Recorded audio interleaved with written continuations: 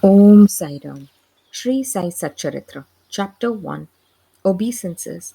The story of grinding wheat and its philosophical significance.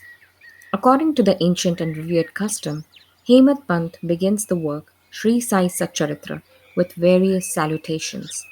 First, he makes obeisance to the god Ganesh to remove all obstacles and make the work a success, and says that Shri Sai is God Ganesh himself.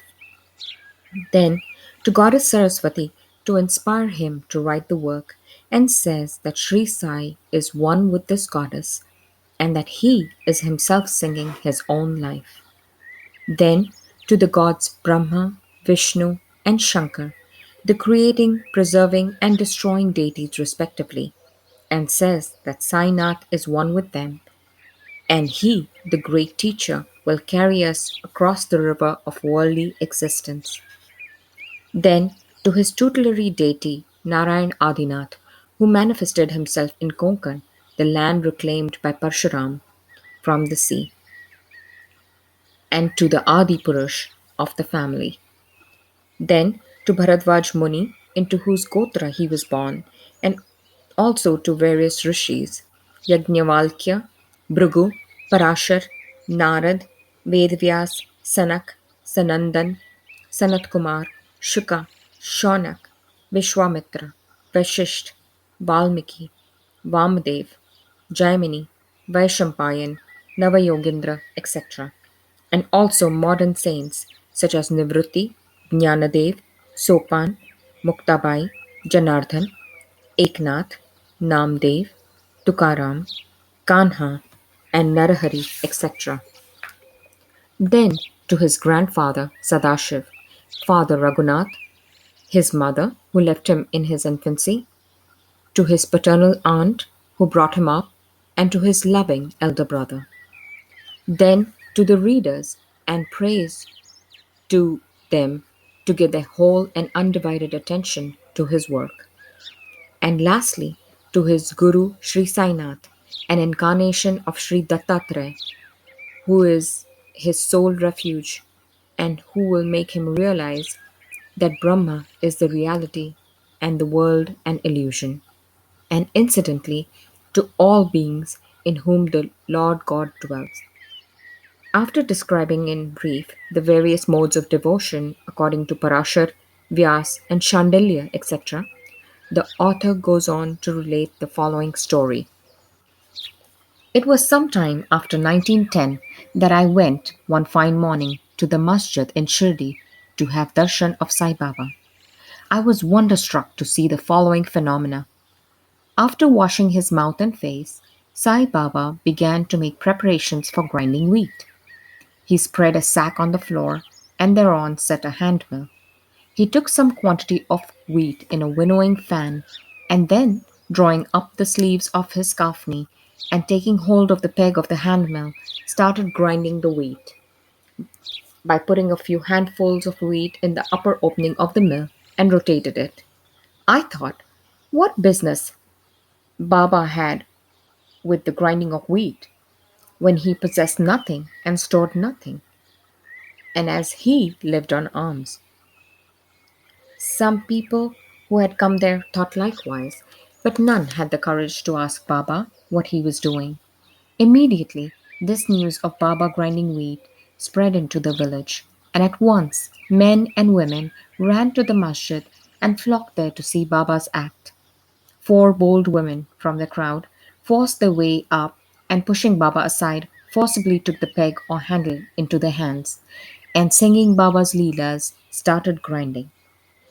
At first, Baba was enraged, but on seeing the women's love and devotion, he was much pleased and began to smile. While they were grinding, they began to think that Baba had no house, no property, no children, none to look after, and he lived on alms, and therefore he did not require any wheat flour for making bread or roti. What will he do with this large quantity of flour? Perhaps, as Baba is very kind, he will distribute the flour amongst us. Thinking in this way, and while singing, they finished the grinding, and after putting the handmill aside, they divided the flour into four portions and began to remove them by taking one portion per head. Baba, who was calm and quiet up till now, got wild and started abusing them, saying, "Ladies, have you gone mad? Whose father's property are you looting away? Have I borrowed any wheat from you so that you can safely take the flour? Now do this. Take the flour and throw it on the village borders." On hearing this, the women felt abashed and, whispering amongst themselves, went to the outskirts of the village and spread the flour as directed by Baba. I asked the Shirdi people, "What was this that Baba did?" They replied that as cholera epidemic was spreading in the village, this was Baba's remedy for the same. It was not wheat that was ground, but cholera itself was ground to pieces and pushed out of the village. From this time onward, the cholera epidemic subsided, and the people of the village were happy. I was much pleased to know all this, but at the same time, my curiosity was also aroused. I began to ask myself, what earthly connection was there between wheat flour and cholera? What was the causal relation between the two, and how to reconcile them? The incident seems to be inexplicable. I should write something on this and sing to my heart's content Baba's sweet Leelas.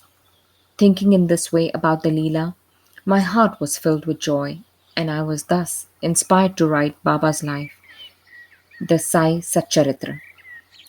And as we know, with Baba's grace and blessings, this work was successfully accomplished. Philosophical significance of grinding. Apart from the meaning which the people of Shirdi put on this incident of grinding wheat, there is, we think, a philosophical significance too. Baba lived in Shirdi for about 60 years, and during this long period, he did the business of grinding almost every day. Not, however, wheat alone, but the sins, the mental and physical afflictions, and the miseries of his innumerable devotees. The two stones of his mill consisted of karma and bhakti, the former being the lower one and the latter the upper one. The handle with which Baba worked the mill consisted of jnana.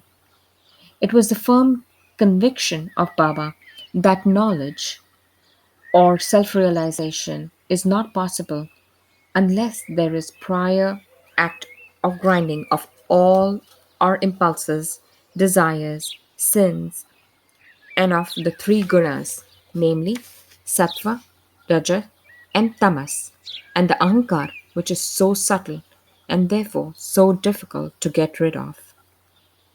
This reminds us of a similar story of Kabir, who, seeing a woman grinding corn, said to his guru, Nipat Niranjan, "I am weeping because I feel the agony of being crushed under this wheel of worldly existence, like the corn in the handmill." Nipat Niranjan replied, "Do not be afraid. Hold fast to the handle of knowledge of this mill, as I do, and do not wander far away from the same, but turn inward to the center, and you are sure to be saved." Bow to Shri Sai. Peace be to all. Om Sai Ram.